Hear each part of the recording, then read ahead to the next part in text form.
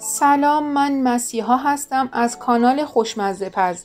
خوشحال میشم کانال ما رو سابسکرایب کنین تا بقیه آموزش ها به راحتی براتون نمایش داده بشه.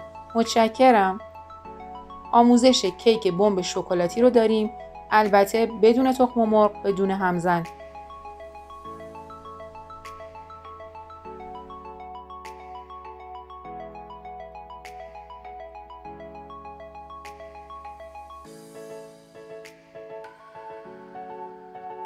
آرد، پودر کاکائو، جوش شیرین، بیکینگ پودر، نمک.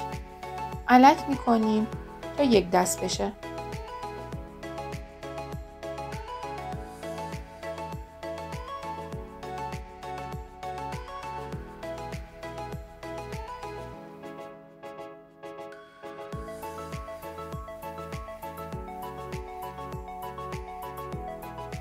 شکر رو اضافه میکنیم و مخلوطمون رو هم میزنیم.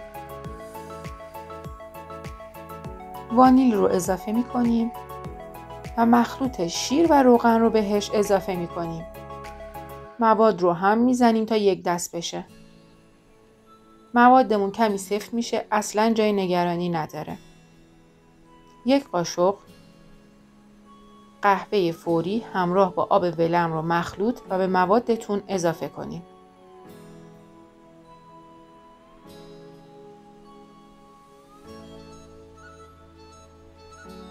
هم بزنین تا یک دست بشه.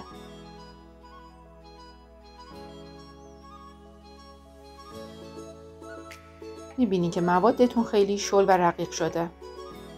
کف قالب کاغذ روغنی بذارین. مواد کیکتون رو داخل قالب بریزین. برای 45 دقیقه با دمای 180 درجه داخل فر بذارین.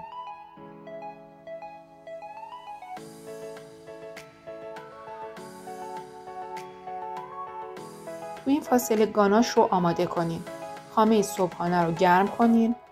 شکلات خرد شده رو اضافه کنین و اجازه بدین با حرارت خامه شکلات ذوب بشه. هرچی میزان شکلات بیشتر باشه، گاناش سفت‌تر میشه و البته خوشمزه تر. گاناش که آماده شد، 1 ساعت داخل فریزر استراحت بدین.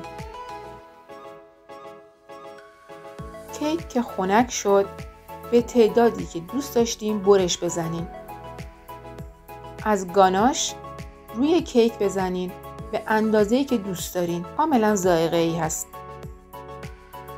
میتونین بین برش ها و روی گاناش از شکلات چیپسی یا خرد شده استفاده کنین که خوشمزدگیشو چند برابر میکنه.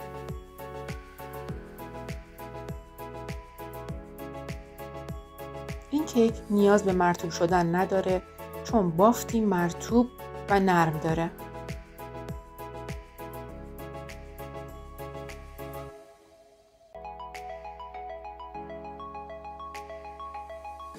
به همین ترتیب کل کیک رو گاناش کشی کنین.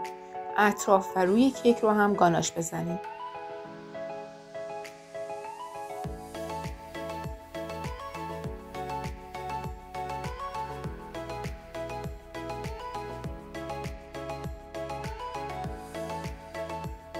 بعد از اینکه گاناش کشی کیک تمام شد، اونو برای 4 ساعت توی یخچال استراحت بدین. هرچی میزان موندن کیک توی یخچال بیشتر باشه، این کیک بافت بهتر و طعم خیلی خوشمزه تری خواهد داشت. خوشحال میشم کانال ما رو سابسکرایب کنین، زنگوله کانال رو روشن کنین تا خیلی زود آموزش ها بهتون نمایش داده بشه. اگر از این آموزش خوشتون اومد، با لایک ازش حمایت کنین و با دوستاتون به اشتراک بذارین. ممنونم.